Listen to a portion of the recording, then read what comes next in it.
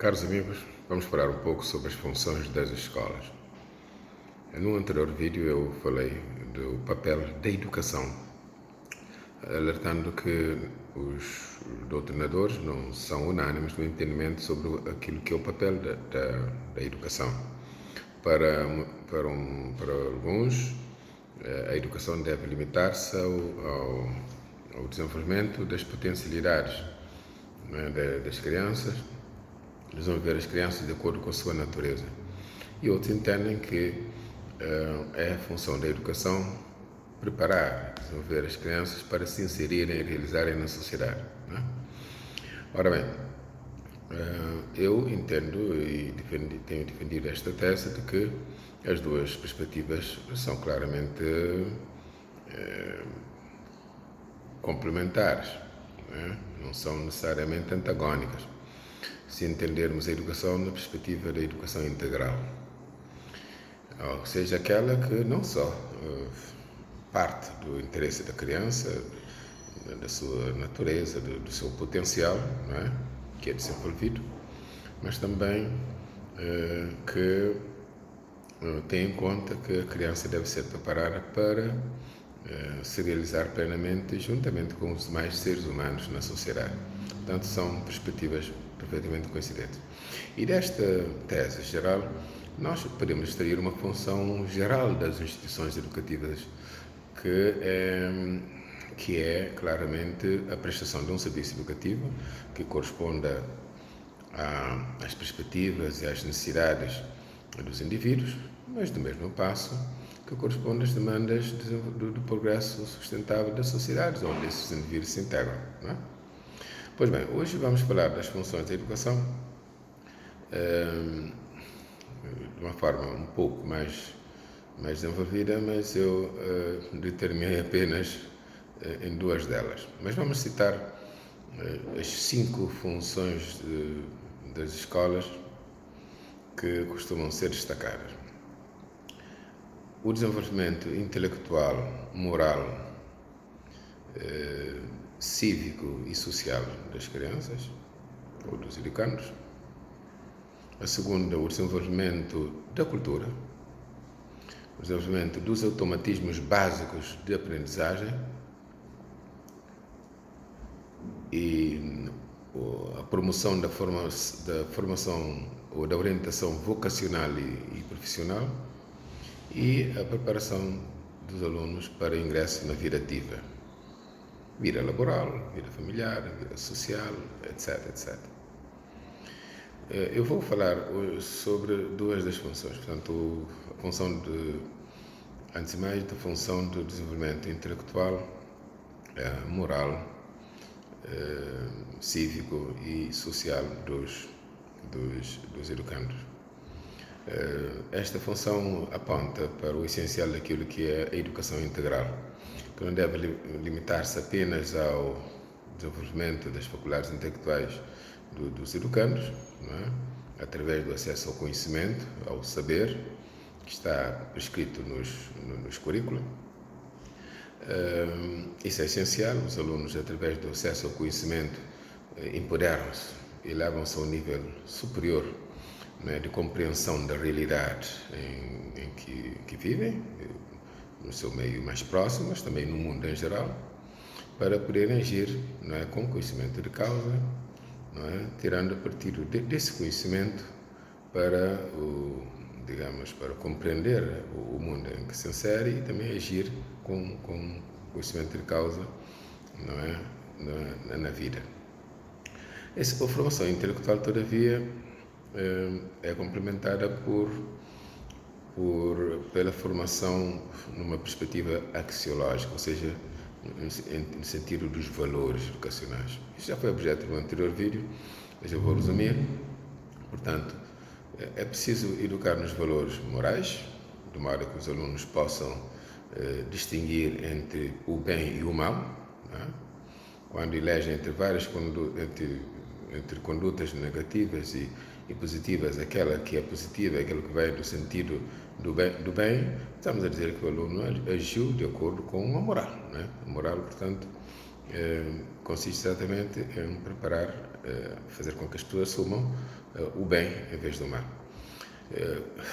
Falando de moral, há vários tipos de moral religiosa, e quando falamos da moral religiosa podemos falar de vários tipos ainda de moral, não é? Mas não entramos nesse nível de discussão aqui. Há uma parte da filosofia que é ética, que tem por objeto o estudo de normas da moral, não é? Portanto, a ética e a moral não são propriamente sinónimos, mas estão próximas, portanto, uma é objeto de estudo da outra, não é? E então é necessária essa perspectiva também ética, não é? Da abordagem científica dos valores. Outra dimensão seria a promoção dos valores cívicos, ou seja, de preparar os alunos para poderem compreender os princípios pelos quais, os princípios fundamentais de ordenação da vida num Estado, não é? E os direitos e deveres que os cidadãos, enquanto membros do Estado, devem ter para poderem agir consoante as leis, antes de mais consoante a Constituição, é verdade? Ou seja, os educandos têm que ser preparados para serem bons cidadãos, não é? Cidadãos exemplares, conhecedores e cumpridores dos seus direitos e deveres. E há a perspectiva, como eu disse, de desenvolvimento social, ou seja, os alunos são preparados para se integrarem na vida da sociedade e contribuírem para o incessante progresso da mesma.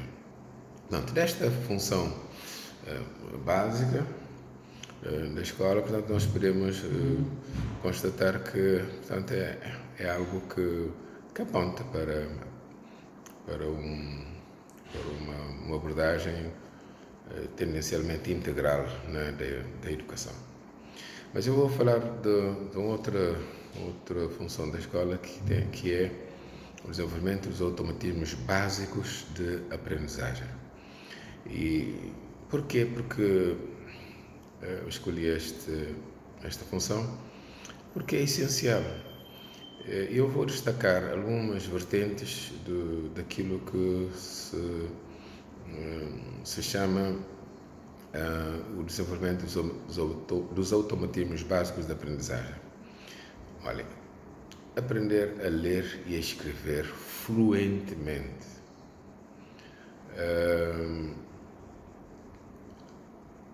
Que consiste isso? Consiste em ler e escrever, mas compreender aquilo que se lê e aquilo que se escreve, não é verdade? Mas também ler para que outros que escutam possam compreender o sentido dessa leitura, o que se lê. Ora, isso implica superar uma leitura muito mal conseguida com base em palavras soltas, não é? As palavras não estão ligadas umas às outras, os alunos leem palavra por palavra, então não entende, no fundo, ou tende com muita dificuldade, entende o que estão a ler. Ora, é preciso uma leitura cadenciada, uma leitura que integre unidades lógicas de pensamento, não é? Unidades semânticas, não é? Muito claras, unindo as palavras para que possam fazer esse tal sentido, né, semântico.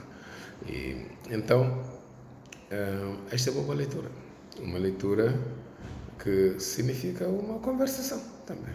Então, como se fazemos no dia a dia, a leitura aprimorada tem de ter essa característica, né, de uma conversação que é compreensível para quem a faz, mas para quem também nos ouve, né?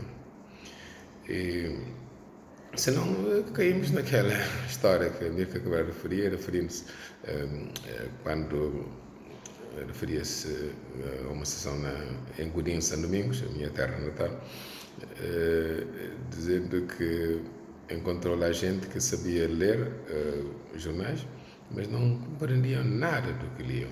Ele dizia que eram analfabetos que conheciam as letras. Ora, nós não devemos estar a formar analfabetos.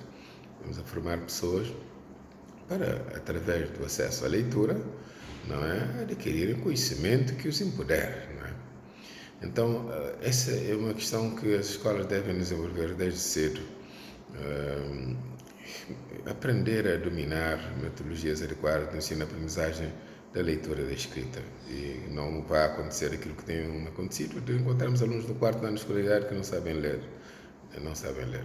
Mas, por outro lado, outra vertente dos automatismos básicos de aprendizagem é da comunicação, né, nas línguas oficiais. Né? Ora, em Cabo Verde é flagrante a impreparação dos alunos em matéria de domínio da língua portuguesa. E mais tarde ou mais cedo nós teremos que caminhar para no sentido de termos duas línguas nacionais, e todas elas devem ser devidamente aprendidas e faladas. Não é? E porque um técnico superior, ou um licenciado, ou um mestre, ou um doutor que se expresse mal na língua oficial, portanto, deixa uma impressão negativa, e isso pode afetar até a sua evolução profissional. Ora, isso deve ser resolvido desde crianças. As crianças devem poder aprender a língua portuguesa como língua segunda, mas aprendê-la bem, né? Fluentemente. E outra questão tem a ver com a aprendizagem da leitura e do cálculo iniciais. Nós constatamos que às vezes se perde muito tempo no ensino básico.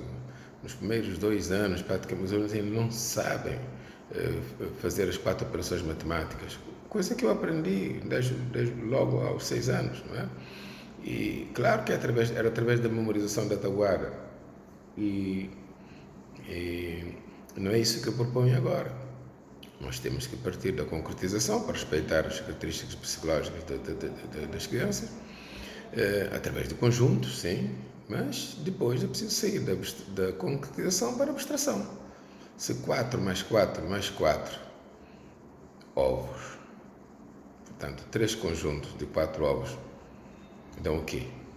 12 ovos.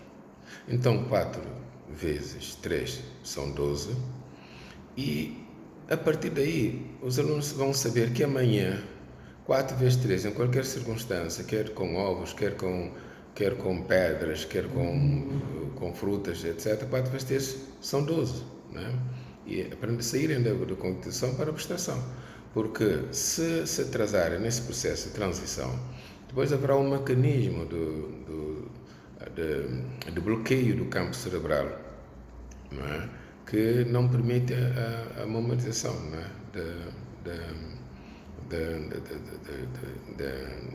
Das contas, né? De passagem para a abstração. E outra questão que eu quero referir é a necessidade de uma maior integração das operações aritméticas. Vejam, no exemplo que eu dei, 4 mais 4 mais 4. Os alunos podem aprender, sim, uma adição, mas podem aprender também multiplicação, 4 vezes 3. Também podem, no inverso, aprender uma divisão, 12 dividir por 3 dá 4, cada um, né?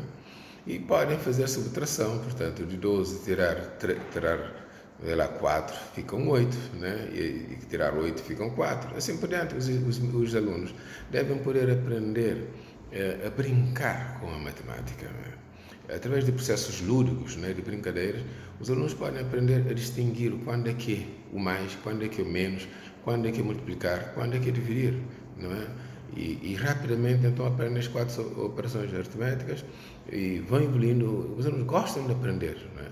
E fazendo isso desenvolvem um automatismo básico que é essencial depois para a sua progressão na vida, porque a matemática é essencial em todas as áreas do saber. Bom, para por cá, porque o tempo escasseia, e voltaremos seguramente no próximo vídeo. Olá, obrigado.